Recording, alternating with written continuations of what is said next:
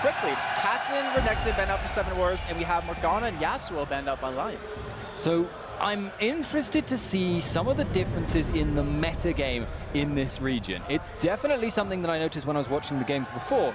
It seems like more passive junglers are generally favored. There's a lot less counter jungling involved, and as a result, picks like Amumu, picks like Zac are actually a lot more viable. So maybe they're going to go for that, but then again, Elise would be not out of place anywhere else. Yeah, Elise is actually a very strong champion for the lineup of 7 Wars. I believe Crow actually plays him in the jungle quite a bit. She's still one of those champions, even in Season 4, that's just so deadly. You do so much damage throughout the entire game. You have, controlled CC. Let's see how it works out for them. In Lyon Gaming, with a lot of picks available, I mean, we haven't seen even a Mundo or a Nasus picked up yet. What do you think they're going to go with? It's very difficult to call at this time. There are still, as you say, so many open options to them. Most likely they're going to want to wait as long as possible in order to avoid showing their hand too much. Now, Kha'Zix is an example, actually, of a pick which is not showing your hand. Kha'Zix can go top, Kha'Zix can go mid, Kha'Zix can go jungle. Top, probably not so much, but he can certainly perform 2 roles, so if you lock him in, it's impossible to counter, at least without more information. And Dayak, he's actually the new man of the team. If you remember Lyon when they were playing back in the International Wildcard Qualifier, they had Hacker V2 in the jungle. Basically a Tryndamere main, played on North America quite a bit. But I'm not sure of the reasons of him leaving, but he's actually, Dayak is here today. He's been replaced. So we do have Leona as well picked up here for Lyon. And we see Mordekaiser being sat on, and I'm really hesitant to hear the crowd right now because last year when foreign teams did that, they booed him. But when the home teams would, they cheered him on, and they really haven't done anything yet.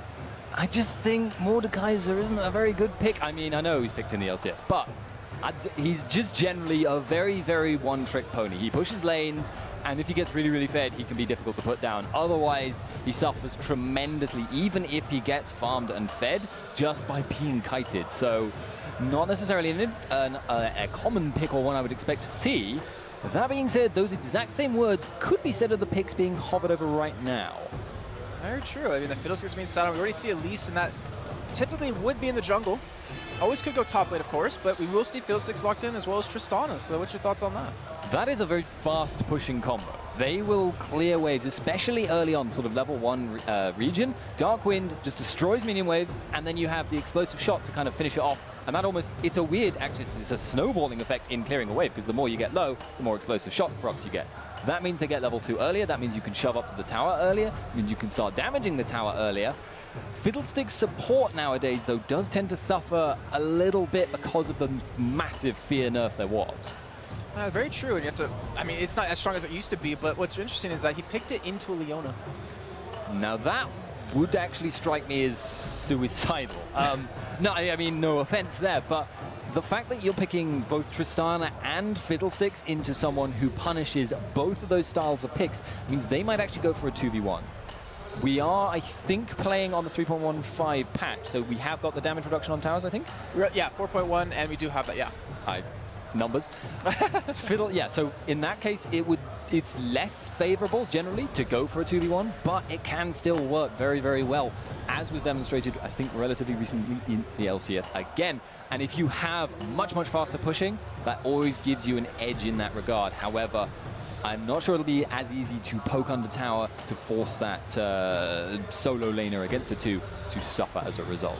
Yeah, we saw Idris Gaming do a pretty good job of it. They had their cards dealt. Like, they knew exactly what they were going to do. They were going to go for that 3-man dive in from the jungle, as well as taking away the blue buff. But we see Evan Lucian picked up over on Lion's side, and it looks like Orianna and Vladimir picked up on 7 War's side, and that's a lot of ability power on that team. That is a lot of ability power. It's also an incredible late game. Orianna, Vlad, and Tristana are probably 3 of the, shall we say, best in class in terms of late game damage output. Vladimir people often underestimate, but he is almost impossible to focus out. His passive gives him a massive amount of health for nothing, and he just outputs so much AoE damage over time that he just becomes a ridiculous threat. However, obviously the problem with that is that if your lanes go poorly, and they are likely to do so on 2 of those picks there, you tend to suffer very much. All right, what about Evelyn and Lucian? Evelyn looks like we're going to see most likely in the jungle. Obviously was changed around in the Season 4 patch. Her E was definitely tweaked quite a bit, and her Q was also tweaked. If you were to put Evelyn in a position now where she's up against, okay, if you were to put her in a lane, for instance, she would still suffer absolutely terribly.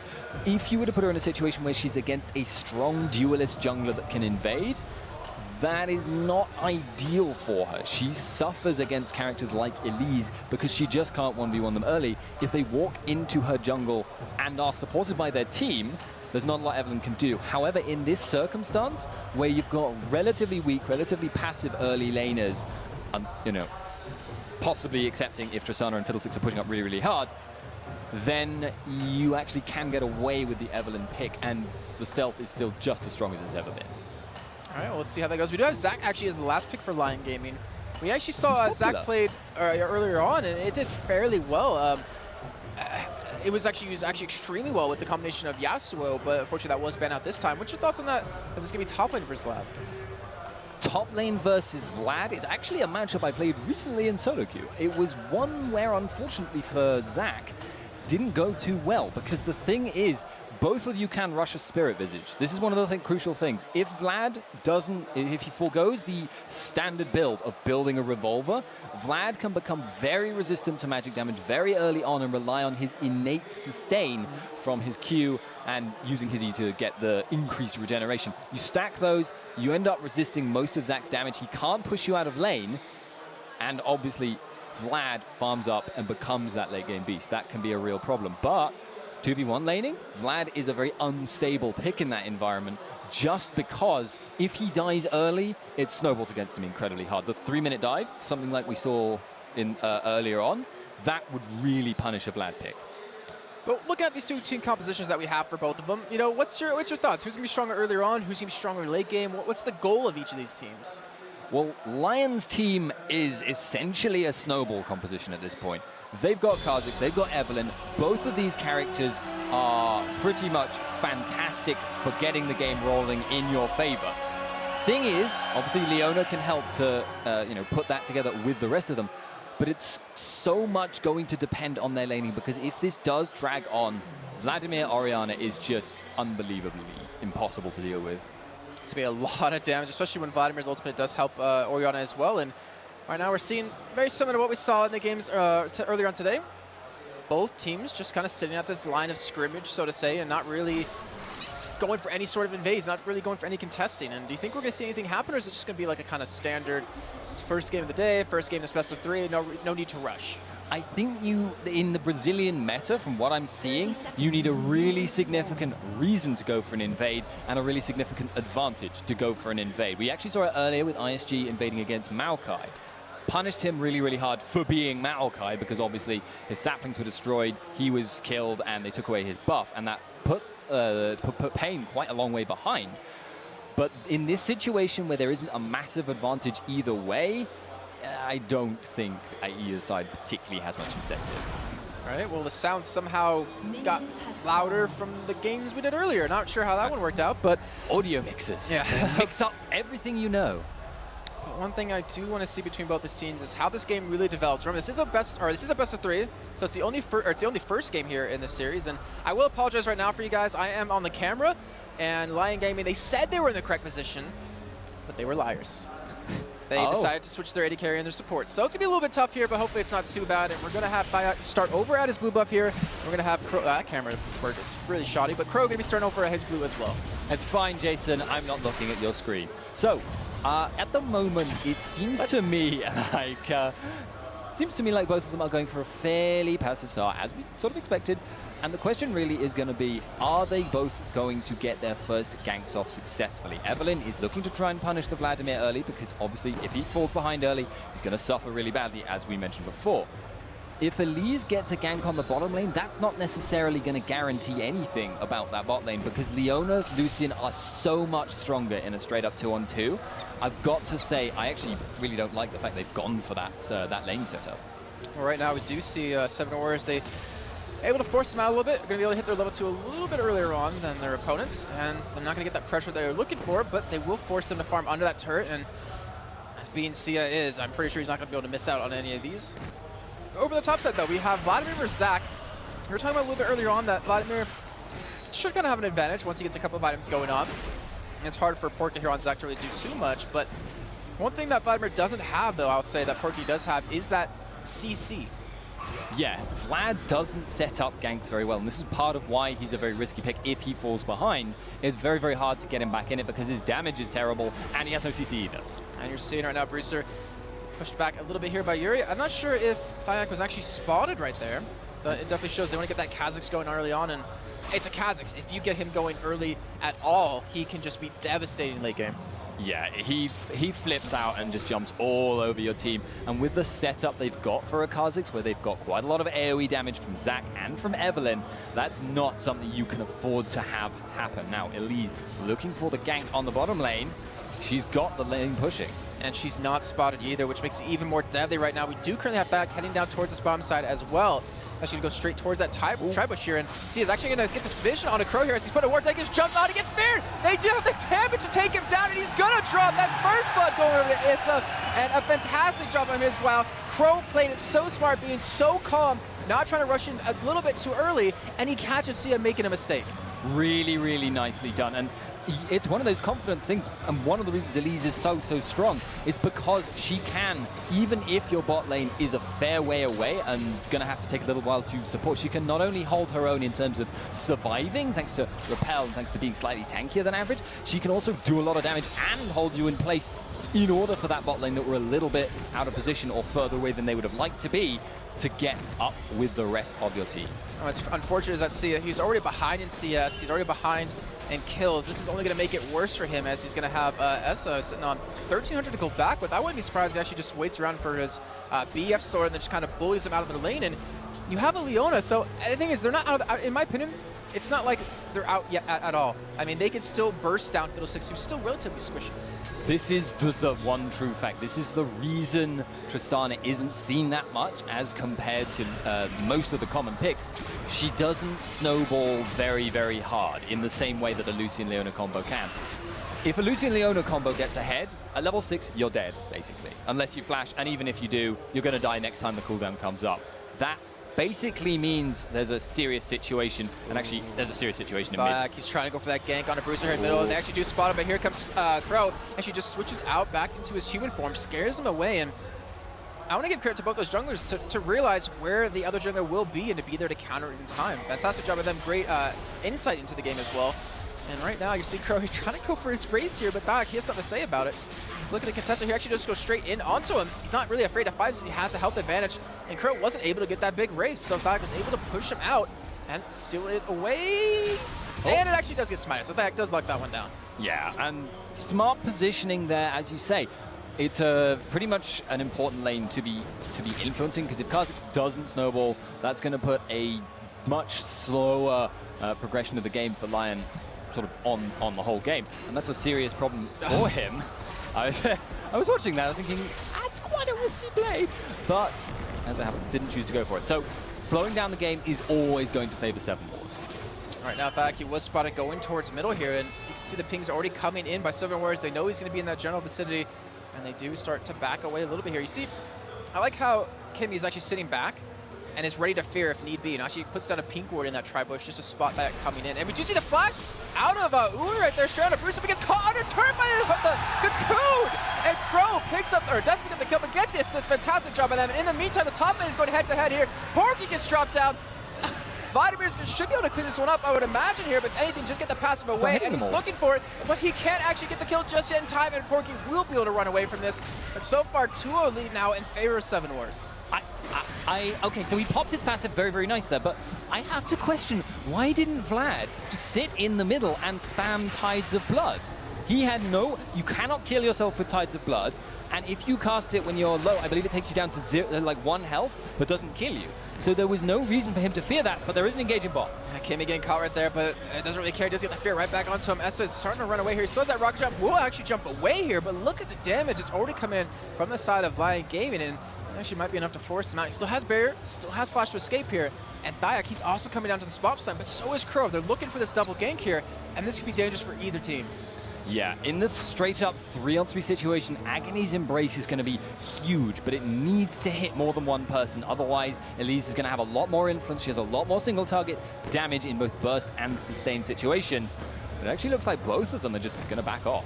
That could have been the engage they needed there, right there too. But Kimmy, unfortunately, he got just far enough away to dodge that Zenith blade, was able to escape right there. And as well as you can see on the minimap, Porky going to be heading back home towards the top side. But early items, as we do see, Porky going for that Spectral Scout, and we do see the Revolver picked up for Vladimir. Not going for the build that I suggested would have gone for, but there's another fight. I see he's getting chased out. We do see Evelyn just come in here with that ultimate, gets Kimmy really low. He's actually going to caught here, but not before Essa gets the kill back on the CA. Kimmy, he wills. He ults back in the turn, but the turn's currently on Leona. We do see Evelyn pick up the kill, but he's going to drop to Essa again, and that is a double kill coming in for that Tristana. Now 3-0 here with 57 CS. The bottom lane of Seven Wars is doing phenomenally. Fantastic playing there. That was a really, really quick decision and smart decision to go for that knockback, and it secured them so much. And now with 3 kills, I know I've mentioned that I'm never going to count Lucy and Leona out of it because they've got so much more burst, but with that many kills and having actually started with a relatively weak duelist build, going for the Avarice Blade in towards the Shiv, that is a really fantastic scoreline to start from. Yeah, fantastic job. Shows the knowledge of Tristana by Essa, just showing how well he works with that champion, as well as the team being there at the right time. And Crow's been all over Thyak. I mean, even though you're against an Evelyn jungle, you can never fully know where exactly she is. You can kind of guess. He's been there to counter it pretty much every single time right now. And overall, Seven Wars has been doing a fantastic job. And like I said before, I talked to their coach. He said they're actually really nervous. They got a lot of stage fright. They really haven't played too many times on stage in front of a large crowd, especially their home crowd. But it doesn't even seem like it. They're playing like no other. Yeah, they're really, really winning this out at the moment because, mentioned before, much, much stronger late game as well. They've got so many tools if the game continues for even a short amount of time like this, because a 2,000 gold difference is actually fairly significant considering how early we are in the game, and they're already bullying out most of the lanes. You can see Vlad is ahead, Orianna is ahead, bottom lane Tristana is going just mad ahead. And now, actually, she's picked up a Shiv, which is going to mean Lucy and Leona are going to have a very hard time ever pushing out. It also makes it so Tristana can push the wave a lot faster. And also, you have to think about this, is that, you know, Lyon, they know where the real threat is so far. They know Essa's been, you know, dominating his lane with the help of Kimmy and Crow. So it's going to force Thyak, I would imagine, to visit that lane quite a bit more. But right now, he's still looking to help out Yuri. I mean, it's a tough position if you would think about it. His mid lane needs help. He needs to get Yuri going because Yuri hasn't been able to pick up that kill 1v1 against Brewster, who didn't even build towards the, what is the part of the zone is? I can't remember the name right now. Seeker's Arm Guard. There we go, Seeker's Arm Guard. So he hasn't been able to get any winning trades there, but then their bottom lane is losing as well. The only lane that's holding steady is this top side, but they still have a 23 CS disadvantage. And there's very, very little potential for killing the top lane. And this is a point that's been raised several times. If you end up in a 3-on-3, but your lanes are winning, you're going to be coming out on top. And there is a fight again. And they're going for Brewster. They do pop the ultimate, just flashes away, not too afraid. That the Command Protect was able to keep him healthy enough as well that he didn't even drop below that shield, didn't even get busted. And that is another, I don't want to say failed gank, but a gank thwarted by Seven Wars here. The reason, though, that they're not trying to gank bottom lane is that factor we mentioned before. If you're in a 3-on-3, and it's a very predictable gank path to go for, because obviously Fiddlesticks, Tristana, you want to shut them down, is that if Elise is there, even one time, it's the tower's gone, Dragon's gone. They've lost so much. And Elise is coming right now. We're going to have him actually going for, it looks like, got a counter jump here, but he might get caught. He actually does ward over towards the wolves here. Actually a good way to spot out where Thak's going, but he does get the nice cocoon on. We do see Leona come from the side. He actually, oh, the Zenith like gets dodged by Crow, and then looking to potentially turn this around. It is a 4-on-4. Here comes Kimmy with the ult. He's going to get the fear on Anerzo, and that is going to be a kill coming in for Seven Wars. Oh no! The Dark Blade picks up the kill as he gets hit over the wall by that Tristana ultimate. There's a Vavisa, and here comes a Dragon over for Seven Wars. Snowballing out of control at this point. They are getting so many advantages from this because they're not going to stop with just that, most likely. They can either take essentially a free back there, or they could easily push down a tower because the lanes they're up against are going to have to return and spread out as planned. But Seven Wars could have gone whichever way they wanted, assuming they'd swept out that ward, but actually they hadn't, so they couldn't. Oh well. Yeah, but I mean, the thing is, all they need to win is these little battles, and they will just slowly claw their way to a giant lead. Currently 4.2 thousand, 13 minutes in. The biggest lead we've seen so far today out of the first best of 3 and this one. And right now, Seven Wars, I mean, they're looking more solid than we saw Pain playing earlier on today. Yeah, they have not made a lot of faulty decisions, and their mechanics have been just brilliant. I mean, I'm still reeling from the Flash Ultimate from Issa. That was just brilliant to see. Now, okay, so that puts Lyon in a very, very bad situation, but they do still have a couple of tools in their favor. They can still create picks. They have got Leona, they have got Zac, but they need to start trying to push out lanes really, really hard in order to get those situations where people can be caught in transit between lanes. That means they can't let Seven Wars get much more farmed, and it may mean actually that they're going to try for Xantins here, but they're not. This isn't going to work. And Porky's just taking basically no damage from Xantins right here. We do have Crow heading up from a middle kind of right now, but he was able to force him away, realize that the wave's going to be pushed anyways. It doesn't really give too many cares, but one thing I do want to point out is you can never forget about the context reset as he goes in here. We do see ultimate come out of Evelyn. Brewster gets knocked down, and there's the reset for Yuri. They're actually going to turn this on the Crow here. They do force him to back away as you even see it coming in from the side. They're going to go for a 4-man push on this turret, but you're seeing the response out of Seven Wars. They're already sitting in their bottom lane, back up to middle to defend against this. And there's not a lot of ultimates available to stop them and not a lot of health to stop them. So yes, it's a kill, but it's not a huge amount, and it's not on the most important person who needs to die. They need to kill Essa at this point. So it's obviously nice from Lyon, but not really going to change the flow of the game. It's also unfortunate that Thyak was the one picking up those 2 kills, where if Yuri could get them, he would be able to build such an advantage, maybe get that Hydra done a little bit earlier on, and once he hits a level 11, we'll have that, I believe, jump reset as well. I think he actually did go for his Q, if I'm not mistaken. Yes, he did. So he actually did evolve his Q first. And once you have that reset mechanic, we've seen time and time again. I mean, how many pentakills have we seen Kha'Zix get in LCS so far? Yeah, I haven't got the count on hand, but I can tell you it's more than most people. Kha'Zix can snowball really, really hard, but as is always the case, it's so hard to make that work if you don't have the damage, because your reset suddenly becomes so much less threatening. It's not like Katarina where you can just jump around and do a lot of AoE damage and you'll kill everyone. You need to be able to burst one person down in order to get that second jump. And just like that, we're seeing Seven Wars. They're going to pick up 2 turrets off of this. Xantin's been doing a fantastic job top lane, out-farming Porky here, 140 to 105 CS. And he's been able to build up such a huge lead here. Going for the Sword Boots, as well as that Will of the Ancients right now. And Lyon, they seem to not really have a response just yet and what to do. Because like we said before, got those 2 kills, not really exactly what you want to see. However, one thing I will give them is that Porky, he basically, I mean, I want to say he can basically just build magic resist against his team, but he also has to worry about Essa, who does have those 3 kills like you were mentioning before. Yeah, that is the thing. Normally at this stage, it would be fine to have literally nothing but magic resist, but because so much of the gold is focused on Essa, you can't really afford to ignore him. And at that point, well, what do you choose? You choose essentially that you have to kind of split both ways and just, or potentially build loads of magic resist and just pray you can focus out Tristana, but that's very, very difficult because one of the strengths of Tristana late game is the range. She's not quite up to that point yet, but she's still got the knockback, she's still got her own reposition. And has her team to back her up. I mean, if you think about Fiddlesticks with the fear, if you're Yuri and you jump in on top of them and you get fear and you're not stealthed up, you don't get the kill, like you're just dead meat. You're just there to die. You're a chicken with its head cut off, and I want to see if Seven Wars can really kind of work with that. But in the meantime, I want to give credit to Sia though. If you take a look at his CS, 117 to 127 CS, but he's also died 2 times.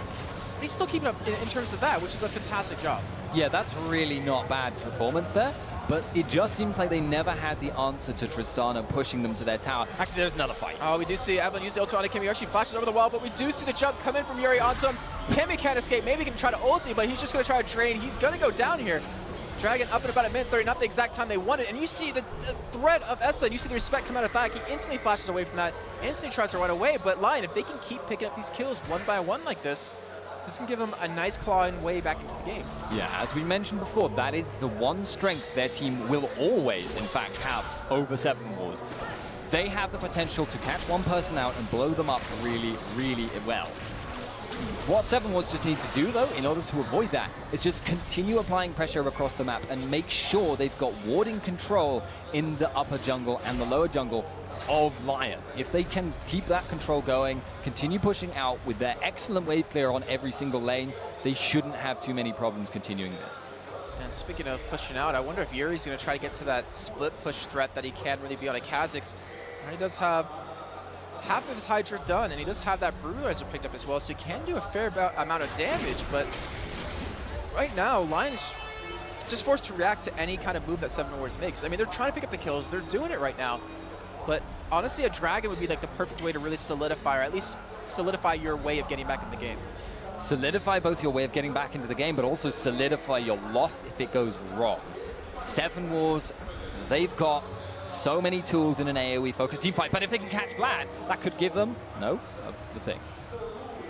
Yeah, it's kind of hard to catch a Vladimir, as you were saying before. He does have that Seeker's arm guard done now. You do see Dragon started up here, and Crow already has it down about half health back. Wow. Trying to come in here, and I'm not sure if he can really pull this away, but he can't get the smite. So we see the ultimate come out of Fiddlesticks, traces straight after Yuri, but Yuri actually stealths away. We see Porky jump in towards the backside straight onto Yuri. Finally rejoins the fight. Brewster's very low. He's looking for the kill, looking for the reset, but the Orion ultimate pulls him away and saves his life. And even with the command protect, he's not going to die for the Ignite either, as he's going to clean up. And just like that, with the 4 kills, maybe even 5 coming here, and the Dragon, Porky misses the jump over the wall. He's forced to flash, gets chased down by the entire 7 Wars. That's going to be an ace. That's going to be a Dragon.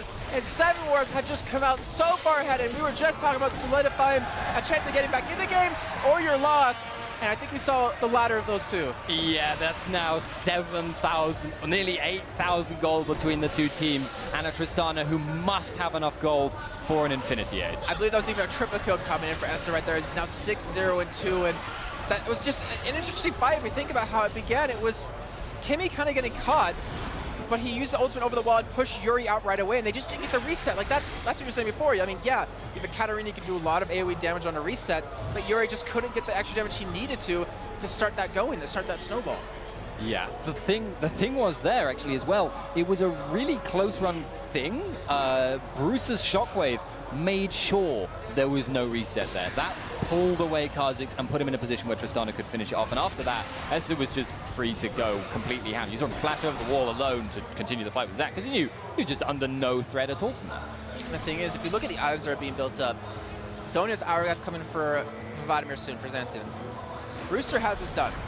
Tristana already has great protection from Fiddlesticks and the ability to jump away. So that means Crow and Kimmy are the only two that could potentially drop down here, and Crow's been building tanky, so it's Kimmy's the only one that can really die, and they haven't been able to do that either. It's getting very dangerous to the point, at least in my opinion, that 7 Wars will have control of this game unless they make a major mistake. Yeah, it is now very much on 7 Wars' shoulders to not lose the game. It's very much theirs to win. As you say, if they focus down anyone, I mean, if you can catch Essa and somehow avoid him getting away thanks to his team, or, you know, if he's just wildly out of position, split pushing solo, and you can get a Leona ult on him before he W's away, it could potentially be the start of a good team fight. But catching Fiddlesticks, and unless he is also wildly out of position, is not really worth it, because if you focus a lot of cooldowns on him, the rest of the team on 7 Wars has more than enough damage to kill 4v5 if there's no ultis. And you have to send more than one person at him, because if you're just one man, you get feared. You're not really going to be doing too much right after that, especially if the team is right behind him. But Yuri, getting a little bit out of position here. He's going to be forced to jump over that wall. A little escape here, but in the meantime, we do see the backside. Essa actually kind of getting caught here. He does get knocked up, and this could be the death of his jump. Doesn't really take him as far. The Orion ultimate does protect him, and they're keeping him alive. The Fiddlesticks party coming in from the backside over the wall, trying to pick up the kill. The Dark Wind has come in. Yuri's forced to run away. The entire team's forced to run away as they flash in for Porky. He does get the last missing shot over the wall. The red buff is taking. Is it going to be enough? No! But we see the double kill out of Xantins. Ultimate picks that up. And just like that, they're going to get a turn off this. They got the 2 kills. They are just snowballing the slight advantage they pulled off early on throughout the rest of this game. Yeah, 10,000 gold now overly achieved. They are completely dominating the game. They could go for Baron right now, and even if Lyon Gaming turned up to stop them, most likely they would be able to just disengage from the Baron and engage on them. As it happens, they're taking the slightly safer path, which is fully understandable, taking away another tower, but they are so far ahead, it cannot be emphasized enough. Well, we just got our question answered right there, of whether or not they could burst out S if he does get caught. He was caught, Command Protect saved him, the Orion Ultimate saved him, and they just could not do the damage to kill him. Even with the jump that was semi-failed because it got interrupted, I believe, mid-flight right there. So, Lyon, they're going to need a little bit more lockdown than that to really pick that one up, and I'm really hard-pressed to find a way that they can pull this one back as well. And if they don't do it in maybe the next 50, 60 seconds, he's going to have his flash up again, and that's going to make it so much harder to ever hope to catch him out. That is a really, really hard thing to deal with already. There's so much goal between the two teams, and honestly at this point, Lyon needs to just start thinking about what they're going to do next game, because they really need to rethink something here. The thing is, they're a good team. I mean, we know them. They played against Game Gear EU in the finals to see who can qualify.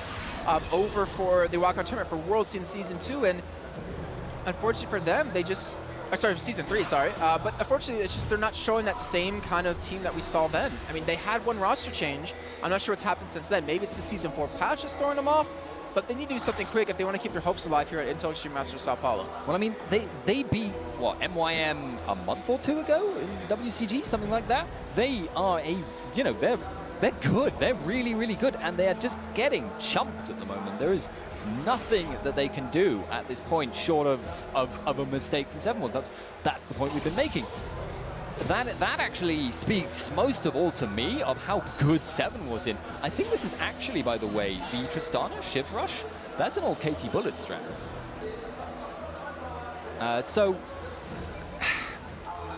Okay, in this situation, Seven Wars now control basically anything they step foot into. They are a long way ahead. They've got the gold. They've got the fight. All they need to do is either group up and shove one lane, because the wave clear from Lyon is situationally great, but on a long cooldown, aka the culling. So they can just siege towers in. They can just push in that mid lane. I've actually got slightly to criticize the fact they're playing it very, very safe at the moment and just taking, one objective after another. Yeah, that has come back to bite teams in the ass later throughout like a tournament or throughout a match. And Seven Wars, they know Dragon's coming up. They're able to take it. They know they've been able to push Lyon back, and they have to defend some other lanes. From that, Zentons is just kind of farming away. 220 CS here, 25 minutes in. 3-0-1, has his Zonya's done. Sitting on another 2,500 gold to spend. When he does go back and buy it, it's become very, very dangerous if it already wasn't for Lyon here. And you see Lyon, they're trying to respond. They're putting pink wards down. They're trying to ward up their own jungle a little bit here or there. They're trying to get vision of the enemy team at all times. But the money that they have to do that, yeah, they have the trinkets obviously to do it, but it's starting to run really thin here. And we do have Zantons. This could be very dangerous. I'd say if you can get that ward and get behind them here, they can pincer them in. And right now, Lyon, you think they're going to try to defend this turret? They're going to have to let it fall. They can hold it for a while. Seven Wars are unlikely to want to go for a dive without any minions at the very, very least. And you can see there, the culling clears away all the minions. They can at least hold on for that amount of time. But if Kimi is the one to jump in and he gets a good Crow Storm off, and Lyon don't somehow predict that back away before they get caught in that situation, then it would be a really bad thing. And the 5-on-5 dive is a viable option here for Seven Wars. You're seeing top lane pushing 4-7 Wars towards that top side against Lyon. They're pushing with that mini wave. There's no wave clear on Lion's side to really kind of defend against it. And just like that, they back away. But we see Zantons, he was going in for it, and he actually dodges that Xenoblade right there. But another turret, 6-0 here now for Seven Wars. Only 26 minutes in. They're up 12-5 kills. They have a 14,000, 13,000 gold lead. It's starting to get out of hand, and they have a lot of money to spend when they do back away. Yeah, so it's time to go and shop, I guess, is the logic. They might have been able to continue the push, but at the same time, they are under absolutely no obligation to take any risks at all. They have huge, huge late game, huge damage, huge team fighting potential, huge split pushing potential from Vlad. They can do any single thing they want to do at this point, and they will come out on top.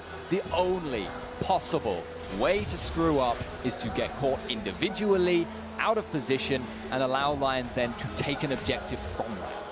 And with the way they're playing, it doesn't look like they're going to let that opportunity happen here. And I really like that Abyssal Scepter picked up for Zantons, because if you think about it, he's going to be in the middle of the team, or the enemy team. He's going to be the one fighting. But with the Abyssal Scepter on him, and then allowed Bruiser to go straight for that death cap, a lot of extra damage you're going to get, especially against a team that doesn't have really any magic resist built up. You look at Nerazil, he has obviously his W, that's just about it. You look at Sia, doesn't have any items to defend against that. Yuri only has Merc Treads, like the three people that you're... I mean, you can even look at over at Thyak too. Doesn't have that much magic resist built up. He does have the Negatron Cloak going for an Abyssal, but you can see that that was just one quick combo from Zantons. It wasn't even charged up just yet, and he's still taking down quite a bit of health. And it's actually another really smart thing about the Abyssal Scepter, is he knows Kha'Zix isn't going to go for it. Kha'Zix needs resets. Resets, anathema to that, is going untargetable, is going into Zonya's. You cannot kill Vlad as Kha'Zix unless he's already used all that stuff, and that's not going to happen at the start of a fight. That's really when you start to be concerned about what resistance you've been itemized to the highest degree. As a result, building the Abyssal Scepter, avoiding the only people that are going to hit him, is really, really smart. He might be hit by Lucian, I should qualify that statement, but Triforce Last Whisper is all he's got. And right now, this is Lyon's chance. I don't think personally that they can afford to let this inhibitor turret fall, because once they get the inhibitor, 7 Wars, they can kind of bait out Baron, they can bait out other lanes. And Lyon, they have to fight for this. You see Kimmy, he's not even going to be spotted over that corner with the ward. He's going to start popping his ultimate, start channeling over. He's going to get straight, and they actually get the fair on the Yuri! He's almost getting bursted down completely. He's forced to run away. He does go down as the pistol they kill. He goes godlike, and now Porky's going to fall. And just like that, 7 Wars in the hands of Kimmy and Crow. They pick up the 2 kills. They pick up number 3. They're going to get the inhibitor turret and the inhibitor off of this, and they even have Baron available if they want to go for it. Enforced partying. I don't see any reason for them to bother going for Baron, though. They may well be able to finish. Spiderlings can tank. Vlad can tank. They're just going to do this. Going straight for those Nexus turrets. Xanten's going to be the one to take it up here. Just going to kind of bob and weave inside and out. And that will be 7 Wars pick up the first Nexus turret. Second one's going to follow momentarily. 10 seconds on back. He could maybe get in there in time. He just has ultimate available, but here he goes. Nexus turret is dropping out. Even see it's just dancing right there, realizing this first game will be over.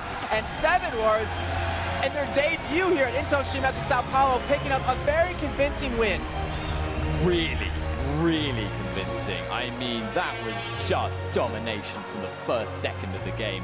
And I don't know what to say from the perspective of Lyon. If the next game is anything like that game, they're out. That is very true, and as we saw in the best of 3 earlier on today with Payne and Isurus, is that Isurus were able to come back in game number 2, or map number 2, just weren't able to pull the one out in the end. And Lyon, like we keep saying it, we know they're a strong team, they know they're a strong team, but this was just not their game. And I swear, I don't know his name, but him on the left, I swear I saw him on the bus yesterday when we were going to the market. Swear to God. It's entirely plausible. We're in a very small area around. But 7 Wars, I mean, we got to go over the lineup, and that's their coach right there. I think his name's Guillermo. I'm sorry if I'm wrong on that. Guillermo. He's actually really nice guy. He used to be the coach for Payne Gaming, and he's actually the coach for 7 Wars here, and did a fantastic job. 7-0-5 for Essa right there. He had an Infinity Edge, Blade of the Rune King, Static Shiv done. Look over the rest of the team. Crow 2-0-10. Xanten's was even 3-0-4. I mean, they just did not die. The only 2 people were to die were their mid laner Bruiser, who went 2-2-8, and Kimmy, who was 1-3-9. But it was Kimmy's job to kind of maybe die, but just to kind of get in there initially, get that fear off like they did to Yuri. That last fight, he got jumped on, feared, and he was able to jump away, but he couldn't stop the Vladimir ultimate. He couldn't stop the Ignite, and he just went poof. Yeah, nothing. No, it's just, once you get to that level of gold difference, there's just nothing you can do, no matter who you are, what character you're playing, short of an opposing team that cannot at all siege ever, because they have somehow won the game pretty much without any wave clear at all. Like, it's ridiculous. Very true, but we're going to go a quick little break here, a quick 5-10 minutes, let these players rest. Let's us actually